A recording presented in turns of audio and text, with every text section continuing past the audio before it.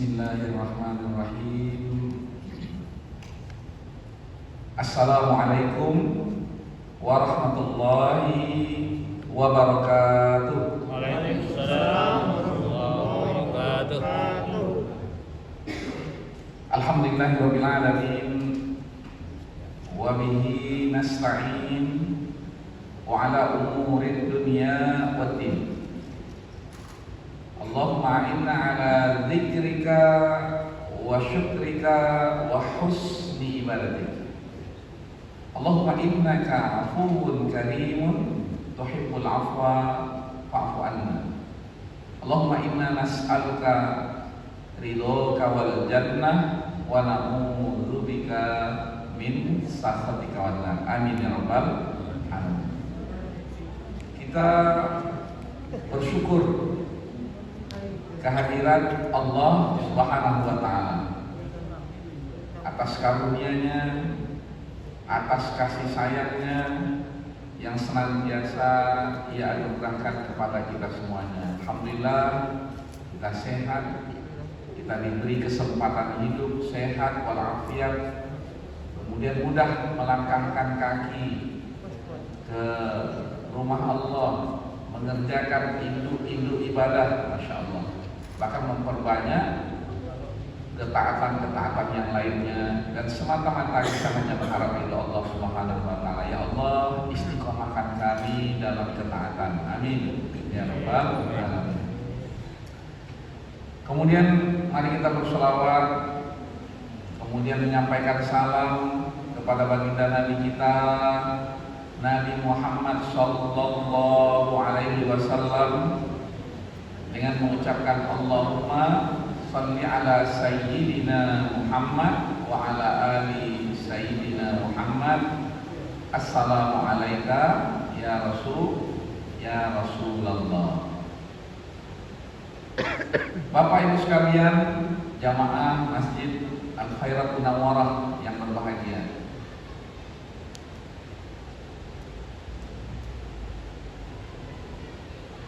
manusia ketika diciptakan oleh Allah Subhanahu wa taala, dan Allah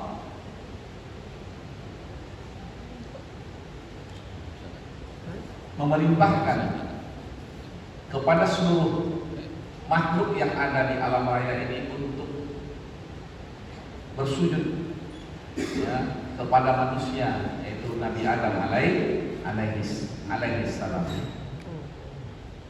Kenapa perintah itu ada? Karena memang Allah memilih manusia, kemudian menyempurnakan pilihannya. Nah, jadi ini penting sekali. Allah memilih manusia dan menyempurnakan pilihannya.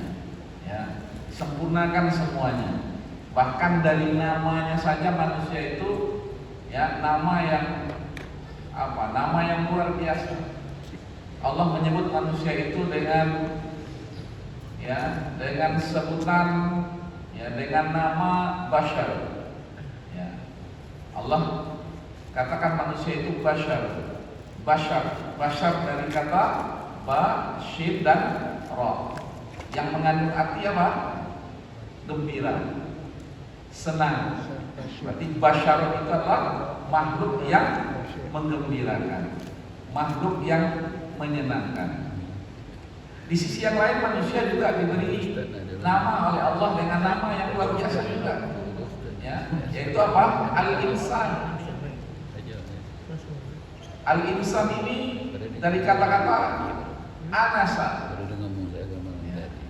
Anasa itu artinya apa? Yang lembut, ya, yang ramah. Jadi ketika Allah beri manusia itu nama Al-Insan, maka melekat pada diri manusia itu adalah kelembutan. Ini pilihan Allah, dan Allah memilih manusia ya dengan kemuliaan manusia itu. Maka kemudian Allah menyuruh seluruh makhluk untuk sujud kepada manusia, kepada Nabi Adam alaihi salam. Ya. karena kesempurnaan tadi. Terlebih ketika Allah mengatakan wa nafakhtu fihi min ruhi. Setelah disempurnakan penciptaan manusia itu, kemudian Allah meniupkan ruh. Nah, kata Imam Al-Qurtubi, ar-ruh di sini adalah apa? Bimbingan-bimbingan Allah dalam kehidupan manusia itu. Ya, dari awalnya sampai akhirnya. Bimbingan-bimbingan Allah yang luar biasa itu kalau kita telusuri satu persatu, waduh, disitulah ya kemudian kita ini ketika menggunakan akal sehat kita, maka kita tidak ada kata lain, tidak ada upaya kecuali kita bersyukur kepada Allah. Betul-betul ada bimbingannya Allah Subhanahu wa Ta'ala. Dan banyak ulama-ulama tafsir menjelaskan tentang makna wa nafakhtu fihi min ruhi. Ya, tiupan ruh kepada manusia itu ya bagaimana Allah Subhanahu wa Ta'ala menjaga, dan Allah memberikan garansi terkait dengan penjagaan Allah kepada manusia. Nah, cuman kemudian terjadi masalah dalam kenyataannya. Ya, satu sisi Allah memberikan penjagaannya, tapi di sisi yang lain ternyata manusia ini melupakan penjagaan Allah Subhanahu wa Ta'ala karena suatu sebab. Sebabnya ada ya satu makhluk namanya iblis. Dia enggan patuh kepada Allah Subhanahu wa Ta'ala. Ini penting. Jadi ada makhluk Allah yang tadinya dia patuh kepada Allah, begitu diminta untuk bersujud kepada Nabi Adam, dia menolak kepatuhan kepada Allah Subhanahu wa Ta'ala. Ya. Jadi penolakan yang luar biasa dari iblis, yaitu untuk tidak patuh kepada Allah. Sementara iblis tahu bahwasanya sujud yang diperintahkan oleh Allah kepada makhluk-makhluk itu, ya, sujud yang diperintahkan oleh Allah kepada makhluk untuk bersujud kepada Nabi Adam itu adalah sujud takriman. Apa itu?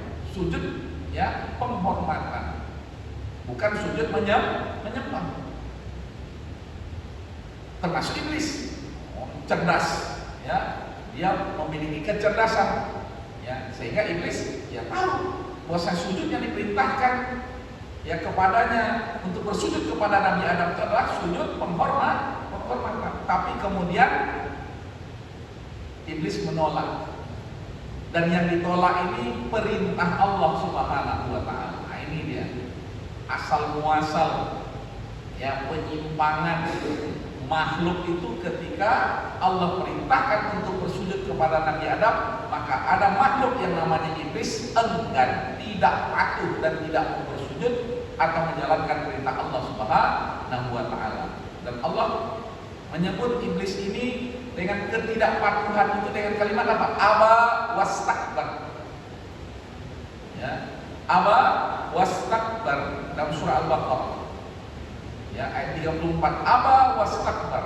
Aba artinya apa? Aba menolak. Yang ditolak apa? Perintah. Perintah siapa? Allah Subhanahu wa Ta'ala. Jadi hal yang luar biasa yang dilakukan oleh iblis, ahlu ta'ah, ya, yang tadinya dia penuh dengan ketaatan, kemudian dia menolak perintah Allah Subhanahu wa Ta'ala. Terjadi penyimpangan, yaitu penolakan terhadap perintah Allah Subhanahu wa Ta'ala. Masya Allah. Kemudian yang kedua, wastakbar.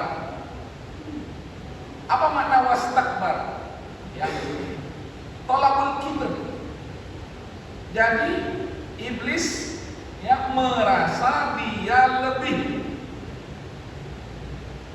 hebat, ya, lebih pantas ya untuk dihormati daripada apa yang telah diperintahkan oleh Allah, yaitu untuk menghormati Nabi Adam alaihissalam. Nah, ini dia asal muasal kibr itu di situ.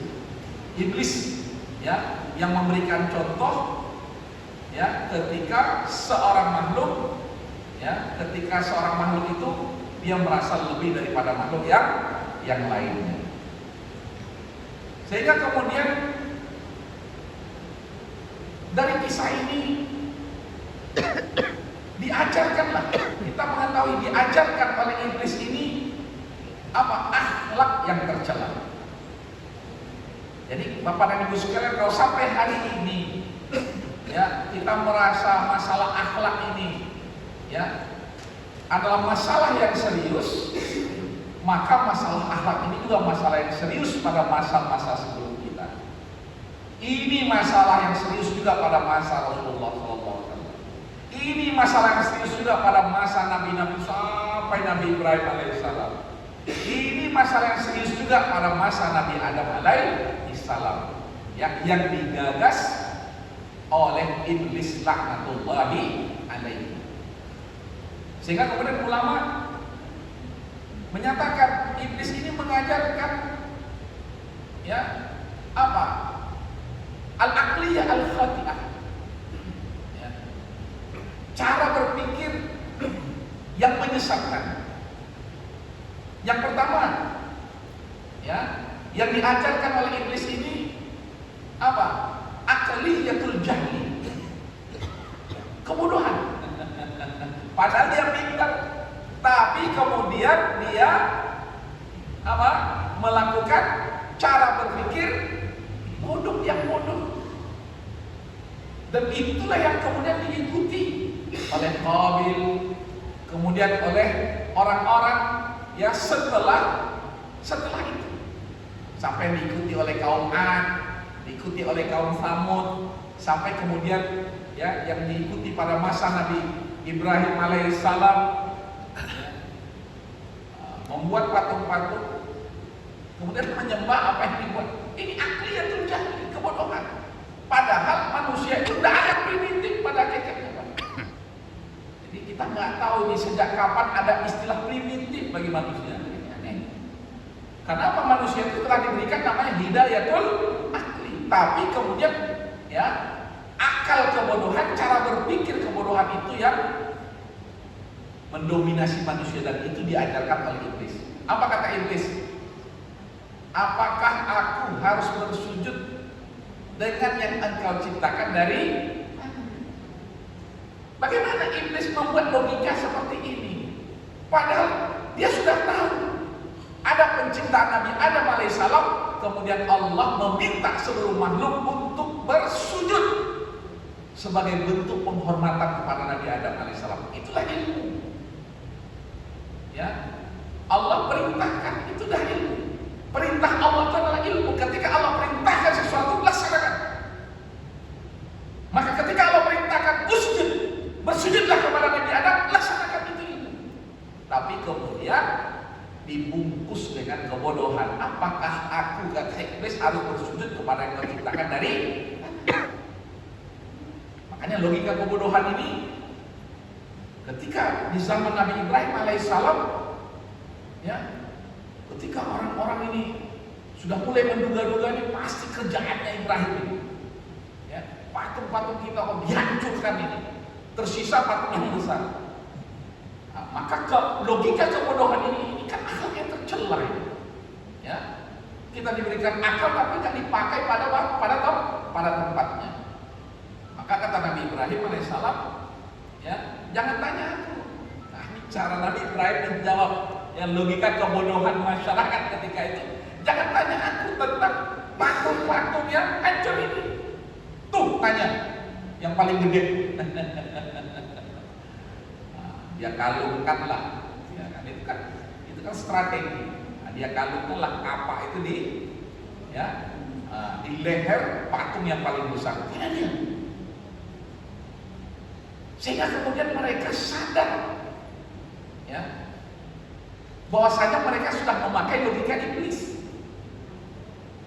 Apa jawaban mereka? Ya kan patung nggak bisa berbicara. Loh, kalian dah tahu patung itu nggak bisa berbicara, kenapa kalian salah?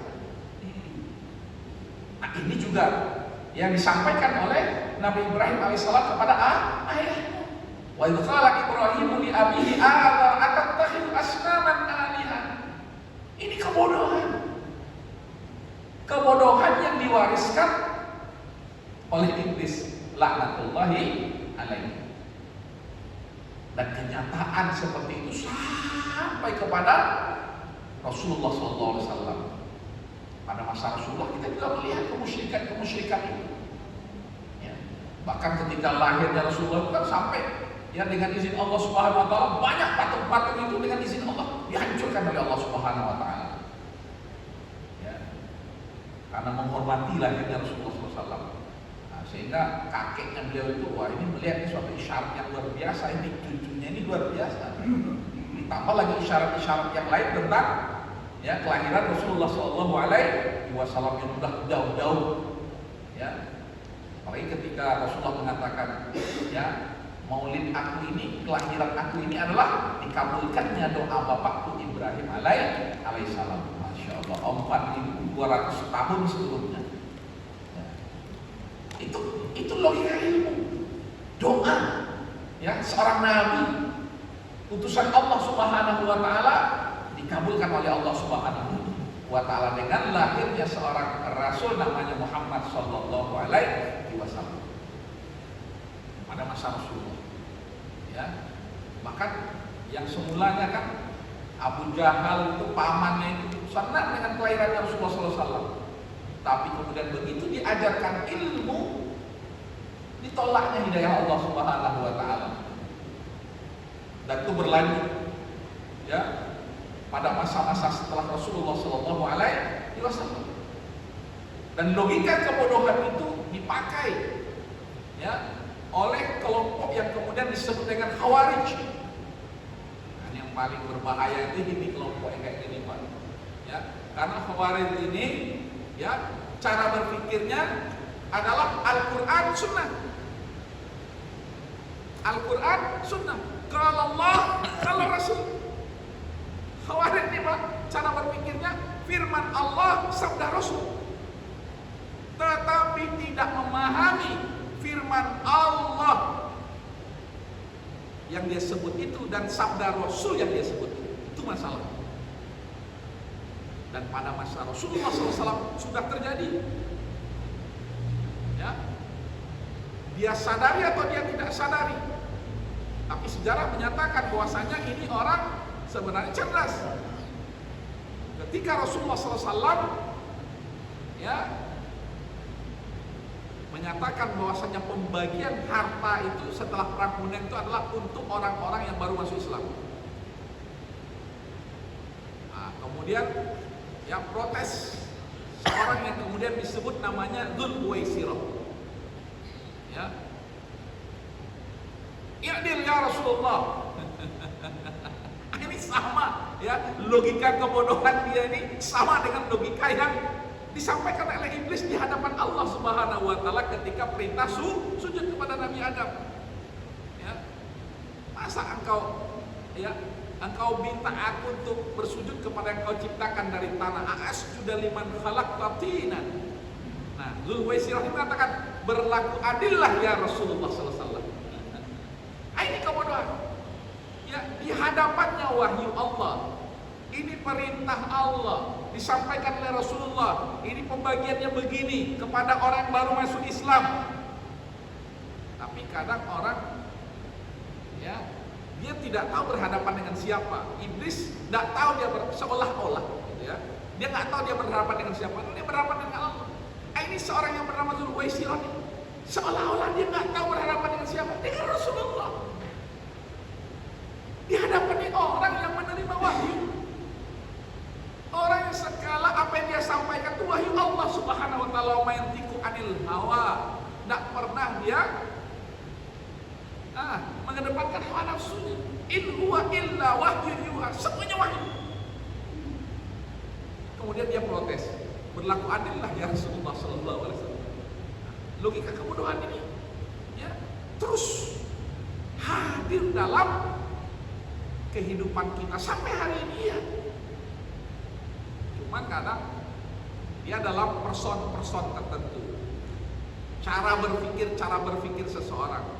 Tapi bisa juga ya dia terbentuk dalam sebuah organisasi atau yang sudah terorganisir, dan itu terjadi pada masa Ali bin Abi Thalib karramallahu wajhah. Yang kemudian disebut kelompok ini dengan kelompok apa? Khawarij. Dia mengatakan Ya, tiada hukum kecuali hukum Allah. Ya, kalau tadi itu di hadapan Rasulullah SAW, Dzulwaisirah. Ini dia di hadapan khalifah pewaris Rasulullah SAW yang katakan apa? Wahai Ali, tiada hukum kecuali hukum Allah. Kita hanya berhukum kepada hukum Allah.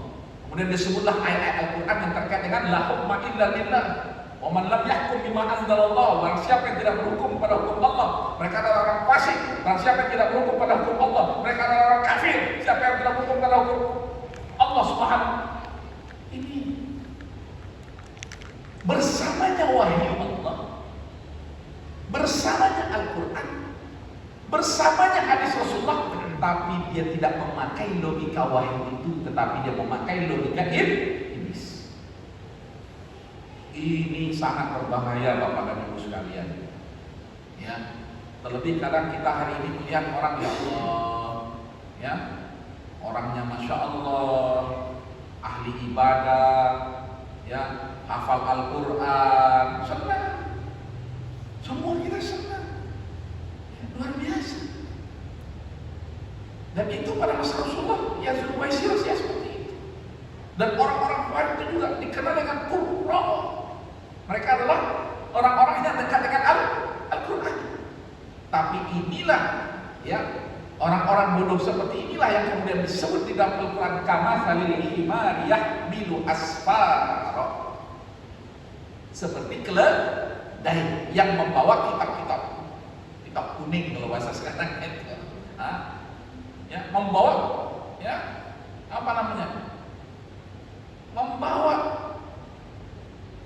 ilmu agama, membawa pengetahuan, tapi nggak dipakai pengetahuan itu untuk mencerdaskan kehidupannya sehari-hari. Nah, inilah yang diajarkan oleh iblis. Dan ini akhlak yang sangat tercela, yaitu apa? Aqliyatul jah. Dibayangkan karena kebodohan itu, ya, iblis tidak mau tunduk kepada perintah Allah. Padahal akhlak yang paling utama itu adalah apa? Tunduk kepada Allah. Itulah akhlak yang paling utama. Bukankah Allah kemudian mengatakan wa ma umiru illa liya'budullaha mukhlishina lahud-din hunafa. Siapapun dia hidup, maka hidupnya itu adalah semata-mata apa? Ibadah kepada Allah sesuai dengan syariat, jelas aturan mainnya, ya. Kemudian ikhlas, hanya betul-betul untuk Allah. Kemudian hunafa, tak kemana-mana nih, hanya untuk Allah Subhanahu wa Ta'ala. Kemudian dijelaskan oleh Allah dengan wa yuqimunas shalah, ya. Dan di antara tanda yang paling utama itu yang kemudian menjadi barometer, ya, lurusnya seseorang, ya, benarnya seseorang itu adalah dia mendirikan sholat. Ya, tadi saya setengah jam Pak sebelum sholat sudah datang di sini. Pas hujan lebat, masya Allah. Pas hujan lebat, masya Allah. Ya Allah ya Rabb, ya. Saya datang ke sini ini bukan karena jamaah. Ya Allah, saya datang ke sini ini, ya, karena mengharapkan ridho-Mu ya Allah. Maka kalau nanti, ya, setelah sholat itu ada pengajian, lanjut. Ada satu orang, lanjut. Ada dua orang, lanjut. Dan ternyata masya Allah ramai, ya. Nah ini, ya, kebahagiaan tersendiri juga bagi saya ini, masya Allah. Ya. Maka bagaimana seorang hamba itu hunafa? Belajar untuk istiqomah. Nah, dari sholat kita, ya, apalagi hari-hari ini adalah hari-hari apa? Hari-hari hujan. Ya, ujian kita yang terberat ini, ya, ke masjid. Ya, bagaimana langkah-langkah kita ke masjid ini?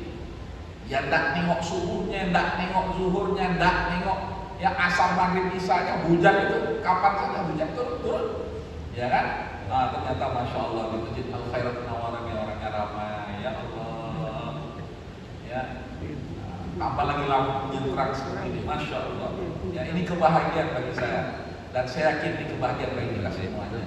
Ya, yakinlah majelis-majelis inilah yang melembutkan hati kita. Majelis-majelis seperti inilah yang kemudian mengingatkan kita akan tujuan kita yang utama dalam hidup ini. Ya, bayangkan hari ini berapa banyak, berapa persen dari kaum muslimin yang lupa tujuannya. Karena apa? Ada iblis yang selalu memberikan apa? Logika-logika kebodohan kepada kita. Ya kan, nanti seperti itu. Hujan, karena ada ya keringanan kalau hujan itu dan lain sebagainya, masya Allah. Ya, memang Allah Subhanahu Wa Taala ya menyatakan karakteristik daripada Islam ini apa? Al-yusru, kemudahan. Dan Rasulullah juga sudah menyatakan yassiru wa la tu'assiru, mudahkanlah dan jangan dipersulit. Tapi kemudian iblis bermain ya dari kaidah-kaidah seperti ini yang kemudian menjauhkan seseorang dari ilmu yang menghasilkan kebodohan, kemudian dia jauh dari taat ya kepada Allah Subhanahu Wa Taala. Ini yang pertama Bapak Ibu sekalian ya, sehingga kemudian iblis itu mengajarkan kepada kita ya dengan logika kebodohan itu menjauh dari Allah Subhanahu Wa Taala. Padahal akhlak yang utama adalah tunduk dan patuh kepada Allah. Makanya sholat kita ini tandanya. Yang kedua apa? Berinfak. Nah, itu digandengkan terus sama Allah Subhanahu Wa Taala. Sholat, ya, ini apa? Perbaikan diri, memperbaiki hati. Ya, sholat itu adalah yang memperbaiki diri dan seseorang itu hatinya diperbaiki. Takwa, ya kan? Ketakwaan, dan ketakwaan itu kata Rasulullah guna, ya, hatinya. Kemudian yang kedua adalah kepedulian. Ya, berinfak itu adalah kepedulian, karena seorang muslim dia tahu dia tidak hidup sendiri. Dan logika yang diajarkan oleh ya Rasulullah SAW kepada kita, ya kita ini adalah harus yang paling bermanfaat bagi orang lain. Khairun nas anfa'uhum linnas. Makanya kan kata-kata Allah tegas di dalam Al-Quran itu, kalian ini adalah sebaik-baiknya umat, ya kan? Kuntum khaira ummah. Apa? Ukhrijat linnas. Kita ini ada kenapa? Ta'muruna bil ma'ruf, kepedulian kepada orang lain. Amar ma'ruf namanya. Kemudian nahi munkar, karena kenyataannya dalam kehidupan kita ada orang-orang yang menolak kebenaran. Nah, di antaranya itu, ya, orang-orang yang mengajarkan apa? Logika iblis itu, logika kebodohan itu, ya. Na'udzubillahi min dzalik. Kemudian yang kedua, Bapak Ibu sekalian, iblis ini juga mengajarkan namanya aqliyatul kibri. Apa itu? Kesombongan. Satu, dia menolak perintah Allah. Yang kedua, wastakbar, dia merasa lebih baik dari yang lain. Masya Allah. Dia lupa dengan dia menolak perintah Allah itu, ya kemudian dia merasa lebih baik itu, dia minimal telah mensejajarkan dirinya dengan Allah Subhanahu Wa Taala. Padahal dia makhluk. Dia lupa bahwasanya dia adalah makhluk Allah yang selama ini taat kepada perintah Allah. Ya. Kok sekarang tiba-tiba ya dia merasa dia lebih baik dari apa yang sudah dinyatakan oleh Allah, bahwasanya ada Nabi Adam dan Allah mengangkat manusia itu ya lebih dari ciptaan-ciptaan yang lainnya. Nah, karena kita nggak pede juga Pak, bahwasanya manusia ini diangkat oleh Allah derajatnya dari makhluk yang lain. Nah, sampai kemudian ada ya pernyataan yang mengatakan manusia ini berasal dari binatang tertentu. Innalillahi, ini dari mana ini? Ya, kalau kita ini berasal dari binatang ini berevolusi, masya Allah. Nah, nanti kita ceritakan bagaimana ya upaya-upaya tertentu untuk mengkaburkan sejarah manusia ini agar kemudian manusia ini jauh dari Allah Subhanahu Wa Taala. Apakah mungkin namanya Darwinisme? Ya, nanti ada lagi. Ya, namanya apa? Sigmund Freud. Nah, Ini yang terkait dengan apa? Manusia itu terkait dengan masalah seksualitas. Masya Allah. Ya, kemudian hari ini juga digembur-gemburkan masalah feminisme. Masya Allah. Ya, nanti pada waktunya kita akan sampai kepada hal-hal seperti itu. Masya Allah, luar biasa. Dan itu semuanya langkah-langkah setan. Nah, yang kedua ini akliyatul kibri, merasa lebih baik dari yang lain. Ya, ketika setan iblis mengatakan, apakah aku harus bersujud kepada yang engkau ciptakan dari tanah? Di sisi yang lain surah Al-Araf dijelaskan, dalam surah Al-Araf dijelaskan, engkau ciptakan aku dari api, ya Allah. Ya, sementara engkau ciptakan dia, yaitu Nabi Adam dari tanah. Jadi dia berkesimpulan. Ini kesimpulan dari dirinya sendiri, bukan berdasarkan perintah wahyu Allah Subhanahu wa taala. Dia katakan, ya aku lebih baik dari dia. Ya. Khalaqtani min nar wa khalaqtahu min tin. Engkau ciptakan aku dari api. Jadi menganggap api itu lebih baik dari tanah. Nah, ini logika kesombongan yang diajarkan oleh iblis laknatullahi alaihi. Yang kemudian ya dia minta kepada Allah Subhanahu wa taala untuk menggoda manusia. Nah, disitulah kemudian ya dia merayu anak cucu Nabi Adam. Ya, menganggap seorang ya Qabil ini menganggap dirinya lebih baik dari Habil. Ya, begitu juga ya pada setelah itu suatu kaum menganggap dia lebih baik dari yang lain. Ya, kalau di suatu kaum itu ada bahkan kasta-kasta, masya Allah. Makanya kasta-kasta itu di dalam Islam itu dihapus, ya, dihilangkan. Tidak ada kasta-kasta itu. Inna akramakum indallahi atqakum. Ini luar biasa. Maka ketika kita dialog itu kepada orang-orang yang masih meyakini adanya kasta-kasta itu, dia katakan, mereka mengatakan, ya, ini sebuah kesuliman yang luar biasa. Menganggap kaum tertentu lebih baik. Orang-orang Bani Israel menganggap mereka lebih baik. Ya, memang Allah pernah memuliakan mereka. Wafaddalnahu ala, ya, dan kami telah muliakan Bani Israel itu dari kaum-kaum yang lain. Tapi karena kezaliman mereka, karena kesombongan mereka itulah kemudian Allah Subhanahu wa taala gantikan. Dan sebenarnya ini adalah doa dari seorang nabi dari Bani, ya, yang kemudian dari nabi ini lahir itu keturunan Bani Israel, yaitu Nabi Ibrahim alaihissalam. Jadi Nabi Ibrahim ini masya Allah, ya, ini apa namanya tuh?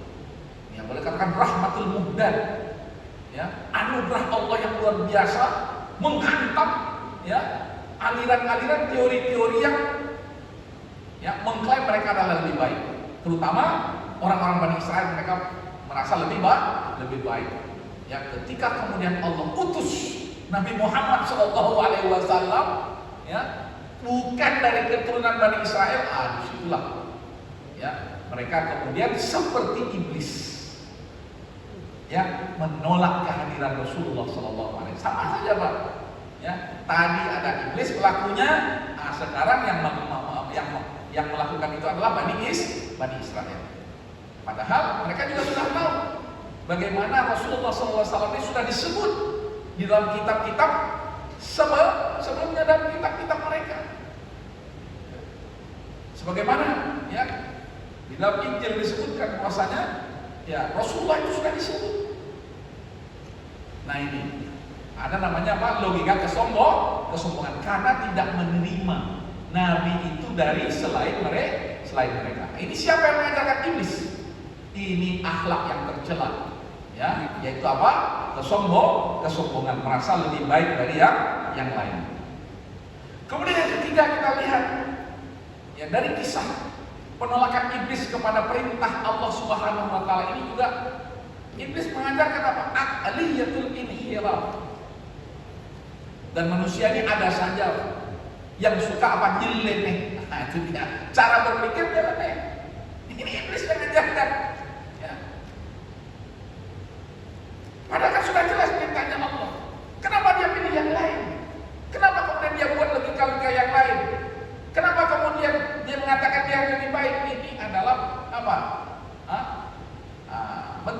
nyelenehnya iblis laknatullahi alaihi ini ya.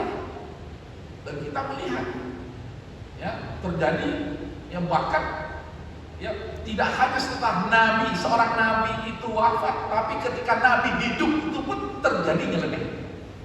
Bayangkan Pak, seorang yang namanya Musailamah. Musailamah ya. Nah, Musailamah ini dia tokoh masyarakat, dia punya pengikut ya. Nah, dia katakan kepada Rasulullah SAW, ya Muhammad, kalau engkau mau aku ini penggantimu setelah kematianmu, maka aku akan sampaikan ke kaumku untuk masuk Islam. Ada tawar-menawar kepada Rasulullah SAW yang semua orang sudah tahu. Karena tabiat yang suka berdusta itu, maka dia diberi gelar apa? Si pendusta. Bayangkan Pak, gimana ya kalau kita yang diberi gelar oleh orang ya, si fulan tukang bohong, si fulan pendusta, dan dia ini ya biasa-biasa saja diberi gelar oleh orang lain pendusta, tapi masya Allah karena dia punya kemampuan berbahasa yang luar biasa dari yang lainnya, dan dia juga tokoh bagi masyarakatnya. Jadi ya orang banyak juga yang menerima logika-logika dia. Padahal logikanya adalah logika nyeleneh. Ya. Ini Musailamah. Ya. Sampai kemudian dia mengaku-ngaku dia sudah Islam. Hanya untuk mengambil perhatian ya kaum muslimin, sahabat-sahabat Rasulullah SAW ketika itu. Nah, ini juga diajarkan oleh iblis bagaimana ya nyeleneh. Ya, nyeleneh dari perintah Allah Subhanahu wa taala. Ya. Masya Allah luar biasa. Bahkan kemudian saking nyelenehnya iblis itu apa? Iblis katakan, "Oke, kalau gitu, kalau engkau laknat aku," kata iblis, ya, "tapi tolong ya Allah, sampai hari kiamat kelak beri aku kesempatan untuk mencari pengikut-pengikut yang nyeleneh-nyeleneh juga." itu logikanya iblis luar biasa. Ya. Anzirni ila yaumi yub'atsun, sampai nanti hari kiamat. Allah Subhanahu wa taala karena suatu hikmah, karena suatu kebijaksanaan, Allah menerima. Ya, Allah menerima permintaan iblis itu. Oke. Maka dia katakan, aku sungguh akan mendatangi manusia itu. Ya kan? Dari muka, dari belakang, dari atas, dari bawah, dari kiri, dari kanan. Sampai-sampai kemudian ya Allah, engkau akan melihat kebanyakan manusia yang tidak bersyukur. Wala tajidu aktsaruhum syakirin. Sampai hari ini kita melihat itu. Betul nggak? Ya, wala tajidu aktsaruhum syakirin. Ini kenyataan Bapak dan Ibu sekalian. Karena apa? Karena ajaran nyeleneh yang dibawa oleh iblis laknatullahi alaihi. Ya, sampai hari ini. Bahkan ada orang kalau nggak nyeleneh dia katanya, nggak makan ya, karena apa? Makannya dari nyeleneh, nafkahnya dari nyeleneh. Bahkan kita ustaz-ustaz diajak nih, ayolah, ya nyeleneh sedikit. Nanti kan tinggal meminta maaf kepada manusia. Ini hari ini banyak orang seperti itu, dan itu dibiayai luar biasa.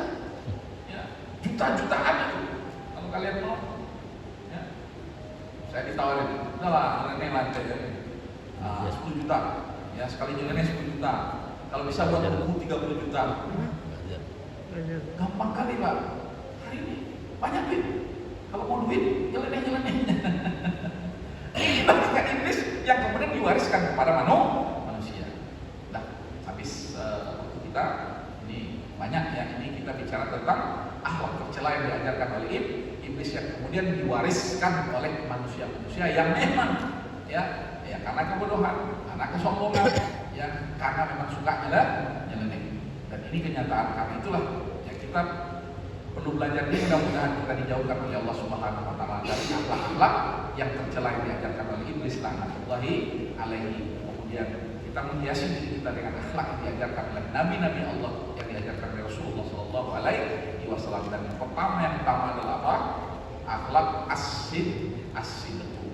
Ini yang diajarkan oleh Nabi Adam.